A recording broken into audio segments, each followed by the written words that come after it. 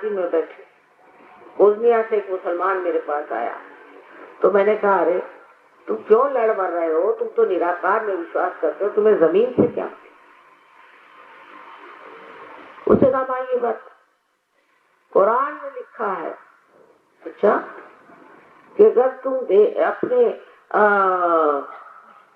हक में, हक माने धर्म, दीन में, दीन पर मरो, और अगर तुम कब्र में चले जाओ तो 500 साल बाद भी जब क़याम आएगा तो तुम्हारी कब्र से लाश निकल आएगी।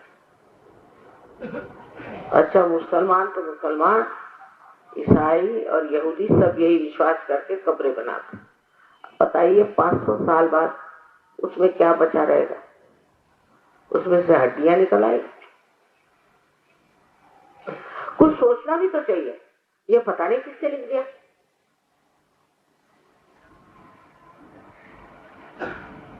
और उसके लिए वो मर रहे हैं।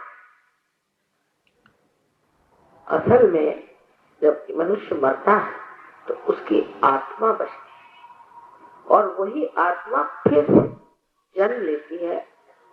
और ऐसी आत्मा, आज आत्माएं एक कहना चाहिए, अनेक अनेक इस संसार में आई है, जो गिरी कंदरों में परमात्मा को खोज रही थी, वो आज यहाँ पर, और उनका अधिकार है कि वो इस परम पद को पाए। नानक साहब ने खुद कहा, सहज समाधि लागो, सहज में लगनी चाहिए। लेकिन कौन मानता है, कौन समझता है? कोई उनको समझ नहीं पाता। कबीर ने कहा, सैया निकस गए मैं ना लड़ी थी। तो सैया सोचते कोई बिलवेड, अरे कबीर को क्या रोमांस करना। सैया माने प्राण, मेरे प्राण निकल गए, मैं नहीं रोया। ये सब समझने के लिए भी सहज योग में ही आना पड़ेगा। नहीं, न तो आप कुरान समझ सकते हैं, न तो आप बाइबल समझ सकते हैं, और नहीं आप ग्रंथ साहब। उन्होंने अपनी तरफ से तो पूरा काम कर दिया। ग्रंथ साहब में सारे बड़े बड़े जितने भी पहुंचे हुए लोग थे, रियलाइज सोच से कहना चाहिए, उन सबकी कविताएं एकत्रित की। महाराष्ट्र से नामदेव आए, नामदेव को ही उन्होंने कहा कि चलो तुम पंजाबी में लिखो।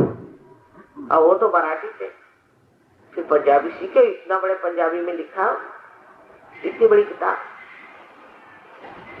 वो जमाना संतों का था और संत संतों को पहचानते थे, और बाकी दुनिया तो कैसे समझ आऊं, सब जगह अंधा, कबीर ने कहा।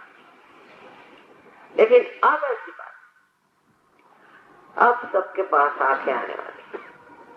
ज्ञान की आंखें। और ज्ञान क्या होता है?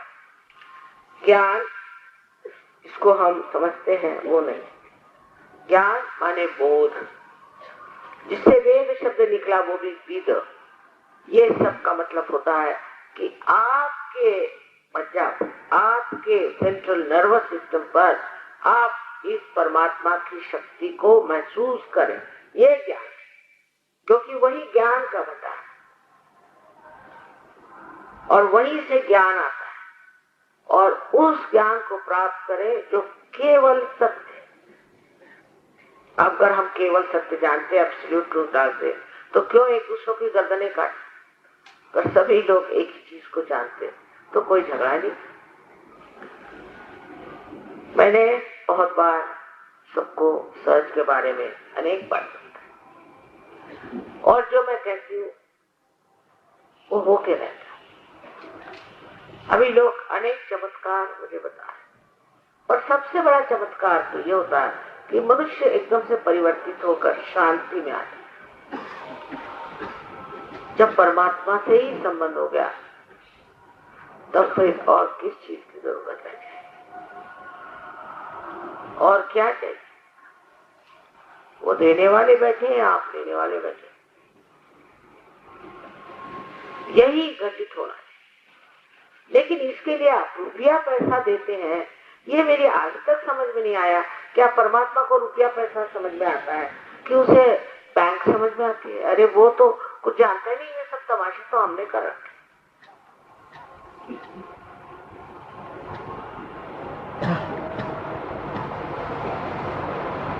पूर्णतया आप इसमें शांति प्राप्त करते हैं। कारण विचारों के चक्र चल रहे हैं, या तो आगे का सोचते हैं, पीछे का सोचते हैं, पूरी समय सोचते रहते हैं, दिमाग इधर उधर घूमते रहता है। पर आज मैं कहूं कि आप वर्तमान में खड़े हो जाओ, इस वक्त तो आप नहीं, और असलियत तो वर्तमान है, पिछला तो हो गया और आगे वाले का पता ही। तो इस भूत और भविष्य के बीच में जो आप घूम रहे हैं, जब कुंडलिनी जागृत होती है तो इन विचारों का ऐसे लंबा करके बीच में जगह बनाती है, और उस बीच की जगह में जब आप रुक जाते हैं तो आप निर्विचार हो जाते हैं।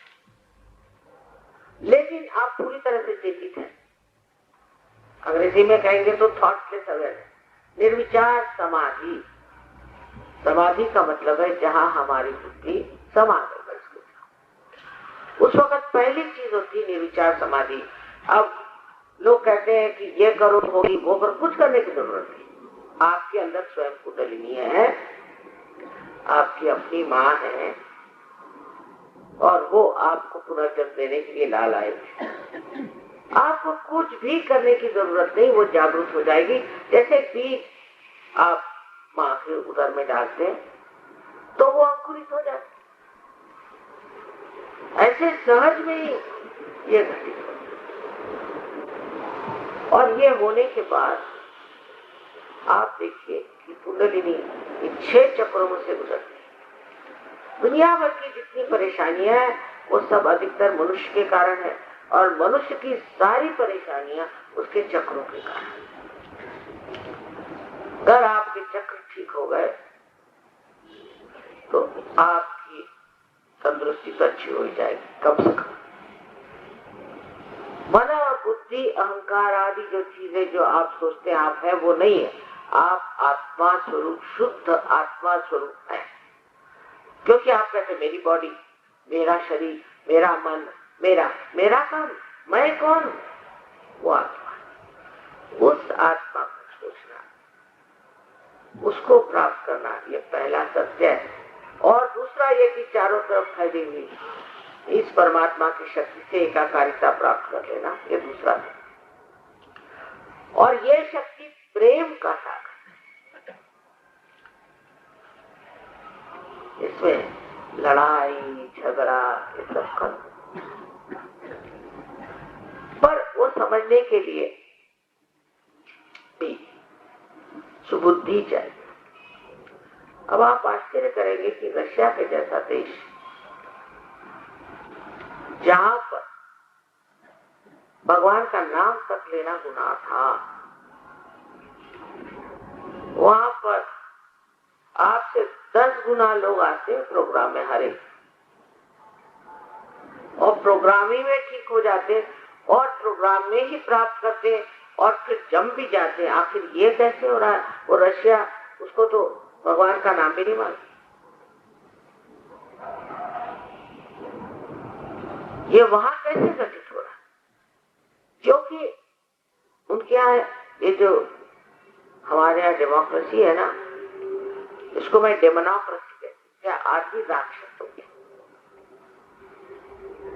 जब तक मनुष्य पार नहीं होता है, उसके बस का नहीं कि वो स्वतंत्रता को समझे।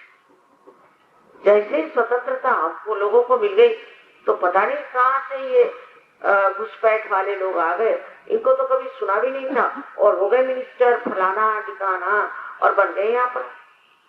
ना इनके अंदर चरित्र, ना इनके अंदर कुछ। क्योंकि स्वतंत्रता को भी इस्तेमाल करने के लिए पहले सहयोगी होना चाहिए।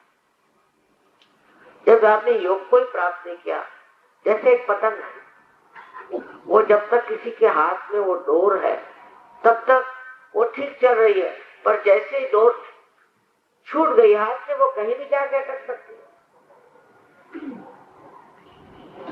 यही बात कि हमें जो स्वतंत्रता मिली है वो भी स्व का तंत्र जाने पर। शिवाजी महाराज ने कहा था कि स्व का तंत्र जानना पड़ेगा। स्व का तंत्र, स्व माने आत्मा, उसका तंत्र जाना। अभी मैं जहाँ देखती यंत्र मंत्र तंत्र सब लिखे हुए हैं, सब माँ चो रहे लोग।